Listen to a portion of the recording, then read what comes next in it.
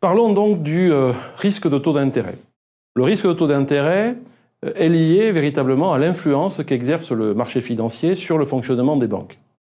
En effet, les banques interviennent sur les marchés et donc elles sont soumises au prix défini par ces marchés. Et donc, bien souvent, on assimile le taux d'intérêt au prix des marchés. Les banques peuvent également aller chercher des ressources sur les marchés et ou effectuer des placements. Enfin, les banques fixent leur prix de vente, c'est-à-dire le prix du crédit, ou la rémunération de l'épargne, offerte donc aux clients, en fonction des conditions du marché, donc en fonction des conditions de taux d'intérêt. Elles sont donc soumises au risque de taux d'intérêt. Alors, quelle définition peut-on donner du risque de taux d'intérêt? Le risque de taux résulte d'abord d'une évolution des taux qui n'est pas anticipée. Effectivement, on n'a pas anticipé la hausse ou la baisse des taux. On essaie de l'anticiper, mais évidemment, ça n'est pas toujours possible. Ensuite, ces mouvements de taux non anticipés, ils s'appliquent à un bilan bancaire qui va être composé de taux qui sont non homogènes, différents à l'actif et au passif du bilan de la banque. Alors, comment est-ce qu'on peut essayer d'ajuster ce risque de taux? Comment on peut essayer de le gérer dans un premier temps? D'abord, en jouant sur la nature des taux, en choisissant des taux fixes ou des taux variables, des taux à long terme, des taux à court terme, que l'on va utiliser au niveau de son bilan, et également en faisant évoluer le volume des encours soumis à la variation des taux, que ce soit à l'actif ou au passif du bilan de la banque. Il convient donc ainsi de définir d'abord des indicateurs de suivi de l'évolution des taux, des indicateurs réglementaires, mais aussi des outils et des indicateurs internes. Il faut également définir le niveau de risque souhaité, et c'est lié aux gains que l'on va attendre de ces activités sur les marchés. Et enfin, la politique de couverture permettant l'atteinte de l'objectif de gestion du risque de taux. Alors, si on regarde un petit peu comment ce risque de taux peut se matérialiser au niveau d'un bilan, vous avez ici un exemple, plusieurs exemples que j'ai essayé de formuler pour vous montrer comment naît ce risque de taux. Tout d'abord, quand à l'actif ou au passif, vous allez avoir des activités à taux fixe dans les deux cas, sur des volumes comparables, à ce moment-là, il n'y a pas de risque de taux. Également, quand vous prenez des taux variables, à la fois à l'actif et au passif, eh bien là, à nouveau, vous n'avez pas de risque de taux quand il s'agit effectivement de durée équivalente. Par contre, si vous avez à l'actif des actifs à taux fixe, alors que votre passif est à taux variable, là, vous avez un risque de taux.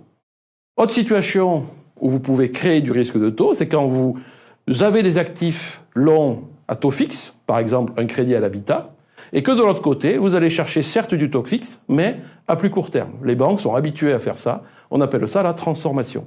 Elles peuvent aussi utiliser du taux variable de long terme pour vendre leur crédit, et elles vont utiliser du taux variable de court terme pour financer ce crédit. Enfin, elles peuvent utiliser du taux fixe de long terme pour vos crédits, c'est le plus souvent le cas là encore pour le crédit à l'habitat, et de l'autre côté, aller chercher du taux variable de court terme. Tout ça, dans tous les cas, ça crée des décalages et ça crée du risque de taux.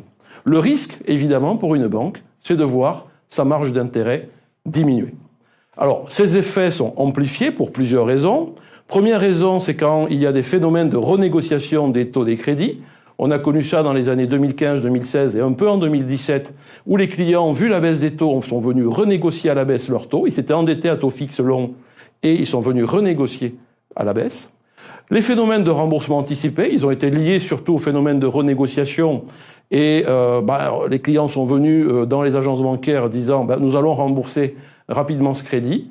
Les indemnités récupérées par les banques étaient assez faibles finalement et ils ont pris un autre crédit ailleurs.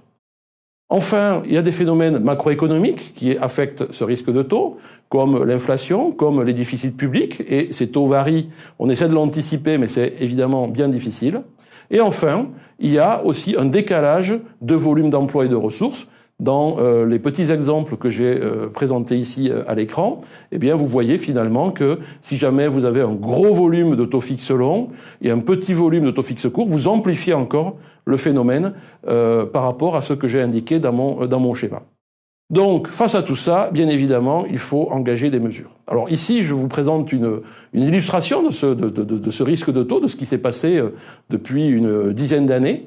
On voit bien que dans les années 2008 et surtout 2009, au 31 décembre, l'écart entre les deux courbes, entre les taux longs, la courbe à 10 ans, et la courbe à 3 mois, on voit bien que l'écart entre les deux était très significatif.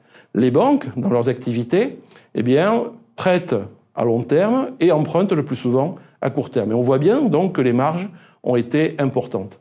Par contre, on le voit à la fin de la période, donc sur 2015-2016, on s'aperçoit qu'il y a un resserrement de la courbe des taux. Et donc, vous prêtez à long terme à des taux assez faibles et vous vous refinancez à court terme sur des taux qui sont certes faibles, mais où l'écart par rapport à votre prix affecté au client est quand même moindre. Donc, on voit bien, et c'est le phénomène de ces derniers mois, de ces dernières années, un resserrement des marges bancaires sur l'activité de crédit. Comment limiter ces effets-là ? Plusieurs choses. D'abord, il faut un suivi et une mesure qui soit extrêmement précis, régulier.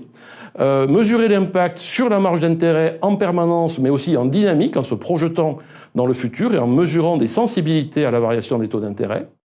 En mesurant ce qu'on appelle des value at risk, des VaR, pour estimer les pertes maximales que l'on pourrait enregistrer en cas d'évolution défavorable des taux. Et enfin, faire des stress tests, ce que demande la réglementation, pour tester des scénarios de taux très défavorables. On peut également, derrière, assurer une gestion de ce risque via les marchés financiers eux-mêmes, en utilisant des produits dérivés plus ou moins complexes en fonction du niveau de risque pour réaliser une couverture. Et ainsi, on peut se garantir du taux, finalement, sur une durée plus longue. Et on essaie également de garantir un taux moyennant le paiement d'une prime.